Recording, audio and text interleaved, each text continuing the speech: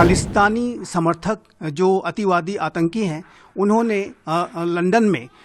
बांग्लादेश में जो ऐसे अतिवादी तत्वों के सपोर्ट में एक प्रदर्शन किया है। एंटी इंडिया एक्टिविटीज़ करने वाले जो भी एलिमेंट्स हैं, चाहे वो बांग्लादेश में हो, चाहे वो कनाडा में हो या लंदन में हो या ऑस्ट्रेलिया में हो या यूके में हो, सभी आपसी जो एकजुटता दिखा करके वो भारत को लगातार टारगेट करने की साजिशें रच रहे हैं। विदेशों की धरती से भारत के विरुद्ध जो साजिशों को रचने की जो प्रक्रिया है वो लगातार जारी है। ऐसे समय में कि जब बांग्लादेश में हिंदू कम्युनिटी के ऊपर लगातार हमले हो रहे हैं और इसको लेकर के पूरे भारत में भी और पूरे बांग्लादेश के जो रिस्पॉन्सिबल लोगों के बीच में एक बेहद असंतोष का वातावरण है, एक क्षोभ का वातावरण है। ऐसे में जो एंटी इंडिया एक्टिविटी करने वाले खालिस्तानी समर्थक जो अतिवादी आतंकी हैं, उन्होंने लंदन में बांग्लादेश में जो ऐसे अतिवादी तत्वों के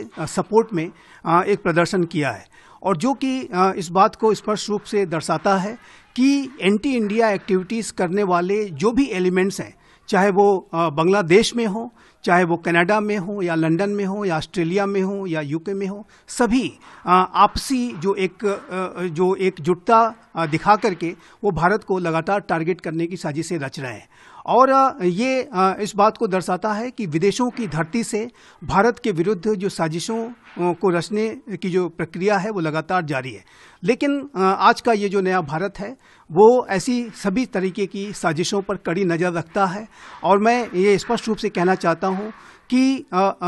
जो भारत के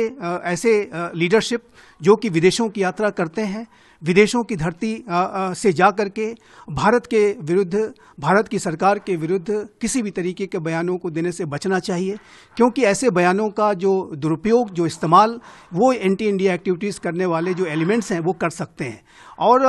ये जाहिर है कि अनेक ऐसे बयान हाल के समय में लीडर ऑफ अपोजिशन के द्वारा जर्मनी से दिए गए जो कि दुरुपयोग जिसका हो सकता है। तो ऐसे में जब भारत के विरुद्ध इतनी बड़ी साजिशें अंतर्राष्ट्रीय स्तर पर रची जा रही हैं, तो ऐसे में ये सिर्फ भारत सरकार ही की जिम्मेदारी नहीं है, बल्कि पूरे पॉलिटिकल इस्टेब्लिशमेंट की जिम्मेदारी है, प्रत्येक भारतीय की जिम्मेदारी है कि वो विदेशों की धरती पर कोई ऐसा मौका इन अतिवादियों और आतंकवादी ताकतों को न दे कि जिसके की माध्यम से इसका दुरुपयोग हो सके। तो इस बात को भी हमें ध्यान रखने की आवश्यकता है। लेकिन जहाँ तक इन प्रदर्शनों का प्रश्न है, इस तरीके के प्रदर्शनकारियों का प्रश्न है, भारत की जो सरकार है ऐसे सभी तत्वों पर कड़ी नज़र रखती है। और चाहे वो कनाडा में खालिस्तान समर्थक आतंकी हों या लंदन में हो या अन्य जगहों पे हो, उनके विरुद्ध